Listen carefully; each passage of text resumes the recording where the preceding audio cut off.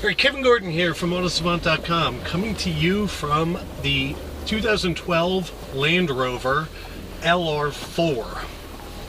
Other than the Defender, the most off-roady of the Land Rovers. Really is capable of the cars you'll get. And the first thing you'll notice if you've never been in an LR4 before, 4x4, get it? Is the fact that the seating position in this is as command might get. You're up high, you can see out of it enormously well, and you really do have a good feeling of your corners. The LR4 lives in the middle of the Land Rover family. The platform that this is based on is shared with the Sport, although the Sport has a shorter wheelbase than this does. When you look at this from the outside, it really is a car that has the wheels stuck out at the corners as far as possible. So anyway, the thing you realize when you drive the LR4 off-road is the fact that the differences in seating position and the platform on which this thing is built is what a difference it actually makes. I mean, this thing really is enormously capable, as I almost slide off a rut into a tree. The differences in the platform really clearly make it a superior off-road truck when you compare it to, say, the big boy Range Rover. Not that the Range Rover's incompetent off-road in any way. It's just you can see and feel as you drive this that it really works well off-road and is happily designed for it.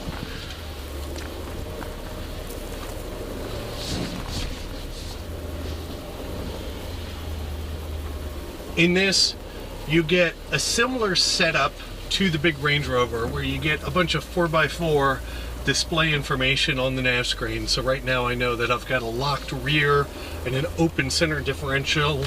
It gives me what's going on with my wheels from an articulation perspective. You also get the direction that your wheels are pointed, which might seem a bit strange, right? How often do you not know which way your wheels are pointed? Well, when you're deep in mud, you can actually have the wheel turned a full revolution and still be plowing right along through a rut and not know it. So it is a handy thing from an information perspective. Everything else in here is really nice. I mean, it's standard Land Rover from a fit and finish perspective. Materials are high quality. As we crab along, rear wheels in a rut, front wheels out, now front wheels back in. We'll actually try to drive them back out of there if we can. Let's see. There we go.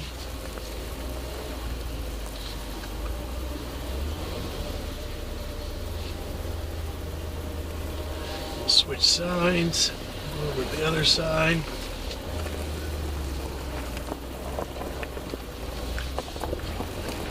Yet again, the thing that's impressive about this isn't the fact that it can drive through something like this. It's the fact that it does it so easily with a set of really all-season looking tires on it and big wheels with little sidewalls. I mean, it so happily works off-road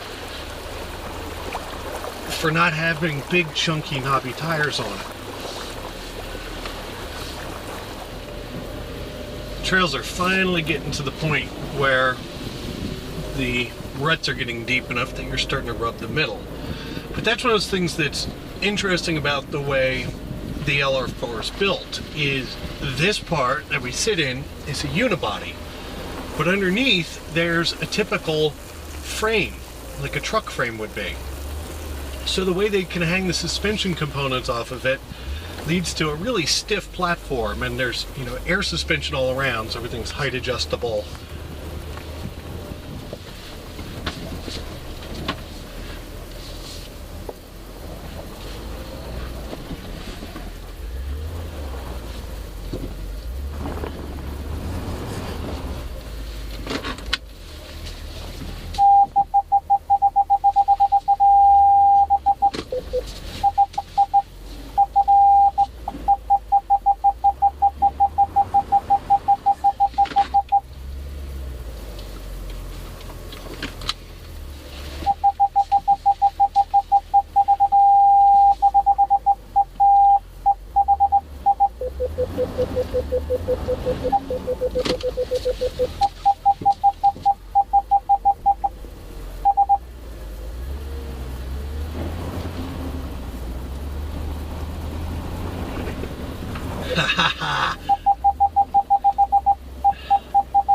Thought I might have finally gotten it into a situation I couldn't get out of, but as is true with most of these modern four-wheel drive trucks,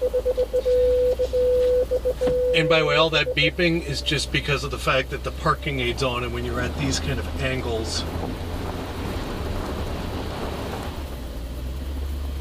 Anyway, as I was saying, parking aid's beeping because it's seeing the ground at the angles. But with all these trucks, actually, when you get into a situation where you're getting wheel spin and you feel like you're stuck and or slipping, always the correct move is to get off the gas. Let the computer do the work and just give it the littlest bits of throttle to try to keep it moving forward.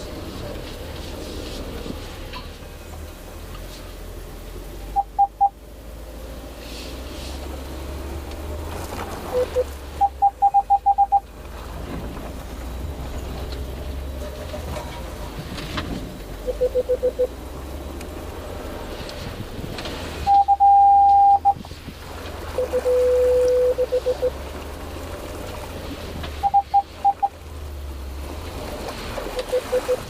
we'll see if we can get this to scrape its bottom on the little mount I have set up here. Nope, no problem.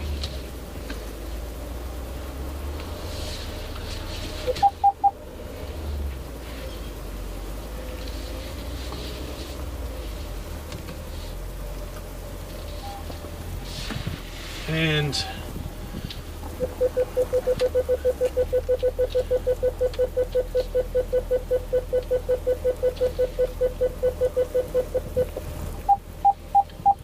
as you can see on our outside camera, this is the most leaned over this has been all day by far. It's a really disconcerting feeling, in all honesty, to be in any kind of car leaned over at that angle. But yet again, it just goes right through it, no problem. So here's the 2012 Land Rover LR4. I'm Kevin Gordon from Autosavant.com. Look forward to talking to you guys soon.